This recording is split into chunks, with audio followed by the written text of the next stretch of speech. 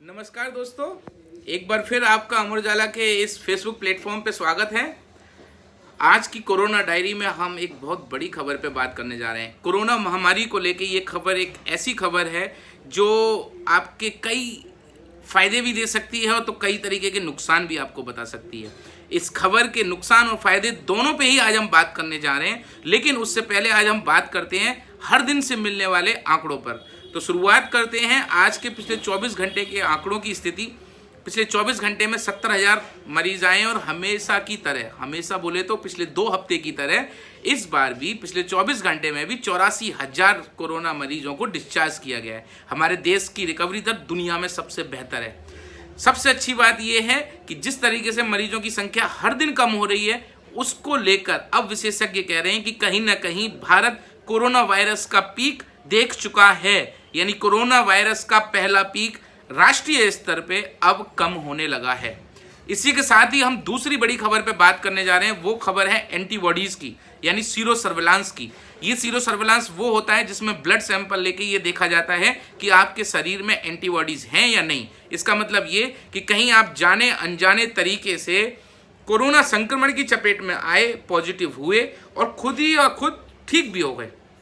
यही sero surveillance पिछले 2 महीने पहले भारत सरकार ने किया था, एक बार फिर सरकार ने किया है और ये 17 अगस्त से लेके 22 सितंबर के बीच ये संक्रमण लेकर ये सीरो सर्वे हुआ है। इस सीरो सर्वे में देश के 21 राज्यों के 70 जिले हैं। उन 70 जिले की 700 स्पॉट ऐसे हैं, 700 स्पॉट ऐसे हैं जहां पे हेल्थ वर्कर्स की टीम मौके पे गई। घर में जाके उन्होंने एक एक बंदे की जांच की, 3 से 5 ml के आसपास ब्लड सैंपल लिया और उसमें ये देखा कि एंटीबॉडीज हैं या नहीं। अब यहाँ पे बड़ी खबर ये है कि ओवरऑल 29,000 में से 7.1%, जी हाँ, 29,000 में से 7.1% लोग, उनके अंदर कोरोना संक्रमण के खिलाफ लड़ने वाली एंटीबॉडीज मिली हैं। इसका मतलब यह है कि 7% लोग कोरोना पॉजिटिव हुए और वापस अपने घर में ठीक भी हो गए, किसी को पता भी नहीं चला। इससे पहले जो 11 मई से लेकर 4 जून के बीच जो पहला सर्वे हुआ था, उसमें दोस्तों 0.73% आबादी में एंटीबॉडीज मिली थी और अब वो डेटा पहुंच गया 7%। यानी आप समझ सकते हैं कि पिछले 3 महीने में कोरोना का प्रसार कितनी तेजी से अपने भारत में हुआ है कि अनुमान है, ये सिर्फ अनुमान है कि देश की कुल आबादी में से 7% पॉपुलेशन को एंटीबॉडीज हुई, उनके अंदर वो कोरोना संक्रमित हुए और खुद ही वो ठीक हो गए। इसी में हम और बात करते हैं। तो ये सर्वे किया है आईसीएमआर ने और आईसीएमआर के जो डीजी हैं, director general doctor Balram Bhargava, उन्हीं से आज हमारी बातचीत हुई थी और अमर उजाला की उस बातचीत में डॉक्टर बलराम भार्गव ने ये बताया है कि पॉपुलेशन के आधार पे जो ये, यानी आबादी के आधार पे जो ये सर्वे किया गया है, इस सर्वे में एज और जेंडर यानी उम्र और लिंग के अनुसार किसी भी तरीके का वेरिएशन, डिफरेंस, अंतर कुछ नहीं मिला है। यानी कि हम अब बात करते हैं शहर की और गांव की। आईसीएमआर के इस सीरो सर्विलांस में एक बहुत बड़ा खुलासा ये हुआ है कि गांव में 4.4% लोगों में एंटीबॉडीज मिले हैं, शहरों में 8.1% एंटीबॉडीज मिले हैं, लेकिन शहरों के झुग्गी इलाके में 15.6% लोगों में एंटीबॉडीज मिले हैं। जी हाँ दोस्तों, इसका मतलब ये कि शहरों में दिल्ली, मुंबई, चेन्नई, बेंगलोर, भोपाल, इन शहरों में जो झुग्गी, जो स्लम एरिया हैं, वहां पे संक्रमण की दर ज्यादा मिल रही है।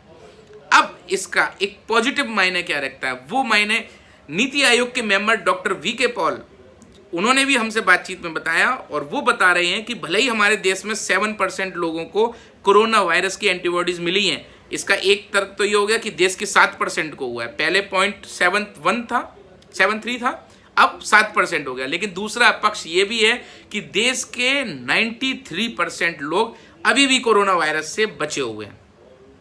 ये अपने आप में एक अच्छी राहत वाली खबर है। लेकिन इसके साथ में एक चिंता वाली खबर क्या है, वो चिंता वाली खबर ये है कि आने वाले दिन सर्दियों के हैं, आने वाले दिन ईद के हैं, आने वाले दिन होली के हैं, आने वाले दिन नई साल के हैं, नवदुर्गों के हैं। ये त्यौहार ऐसे हैं जिनमें अगर हम मास्क नहीं लगाएंगे, सोशल डिस्टेंसिंग नहीं करेंगे, बार बार हाथ धोने की आदत को हम नहीं रहेंगे, तो हो सकता है कि ये जो परसेंटेज है वो आने वाले दिनों में बहुत तेजी से बढ़ने लगे। इसीलिए डॉक्टर पॉल कह रहे हैं कि लोग, सभी लोग, जनता, देश की जनता, आप लोग सरकार पे भरोसा कीजिए, अभी तक बहुत अच्छा चल रहा है, लेकिन साथ में आप कोरोना वायरस के जो उपाय हैं उन पर भी ध्यान दीजिए। ये उपाय बहुत ज़रूरी हैं। इन उपायों में आप चेहरे पे मास्क लगाइए, बार बार हाथ धोते रहिए, सोशल डिस्टेंसिंग का पालन करते रहिए। ये अगर आप करते रहेंगे तो कहीं ना कहीं हम कोरोना वायरस की इस जंग को जीत सकते हैं और बहुत जल्दी जीत सकते हैं। अब हम बात करते हैं एक अगले पॉइंट की। वो पॉइंट है कि कोरोना वायरस का पीक अगर निकल गया है तो किस किस राज्य में वो पीक आया है और किस किस राज्य में सेकंड पीक आया है। तो कहने का मतलब है देश के 10 राज्य ऐसे हैं जहां पे सबसे ज़्यादा कोरोना के मरीज रोज मिलते हैं, रोज सबसे ज़्यादा मौतें हो रही हैं, रोज सबसे ज़्यादा डिस्चार्ज भी इन्हीं राज्यों में हो रहे हैं। उन राज्यों की स्थिति बताता हूँ। अभी तक कोरोना वायरस का दिल्ली में कोरोना पीक जो सेकंड वेव की बात हो रही थी वो दिल्ली में था, लेकिन अब केरल और छत्तीसगढ़ में भी सेकंड वेव है, पंजाब में भी सेकंड वेव है। ये सेकंड वेव के बारे में भारत सरकार अच्छे से जानता है, लेकिन अच्छी बात यह है कि विशेषज्ञ सोच रहे थे कि सेकंड वेव जब आएगा तो हो सकता है उसके बहुत गंभीर रूप हों, लेकिन सेकंड वेव सिर्फ 2 हफ्ते के लिए आया है या 3 हफ्ते के लिए आया है। दिल्ली में जिस तरीके से सेकंड वेव डाउन हो रहा है, केरला में भी थोड़ा सा ये डाउन हुआ है, छत्तीसगढ़ में अभी नहीं हुआ है, पंजाब में हुआ है। अब हम बात करते हैं असम और उड़ीसा की। ये 2 राज्य ऐसे हैं जहां पे अभी तक सरकार ये आकलन नहीं लगा पाई है कि वहां कोरोना वायरस का पीक 1 है या पीक 2, क्योंकि दोनों का ही आंकड़े रोजाना जो मिलने वाले हैं ये बड़े सीमित गति में और बड़ी निश्चित चीज़ों से आगे बढ़ते जा रहे हैं। 26 अगस्त, आज हो रही है 29 सितंबर, 26 अगस्त से 29 सितंबर ये 5 हफ्तों को लेके भारत सरकार की समीक्षा रिपोर्ट है और इस रिपोर्ट के मुताबिक देश के कई राज्य ऐसे हैं जहां पे कोरोना वायरस का पीक 2 आ चुका है और कुछ राज्य ऐसे हैं जहां पे पीक 1 आ रहा है। लेकिन दोनों ही राज्यों को अगर हम मिला के देखें तो लगभग एक कंक्लूजन निकला है, वो ये कि देश में कोरोना वायरस का ग्राफ एक उतार चढ़ाव देखने को मिला है। मार्च से लेके अब तक पिछले 7 महीने में ये ग्राफ एक निश्चित गति से आगे बढ़ता जा रहा था, इसमें कोई उतार चढ़ाव नहीं आ रहा था, लेकिन अब वो उतार चढ़ाव आ रहा है।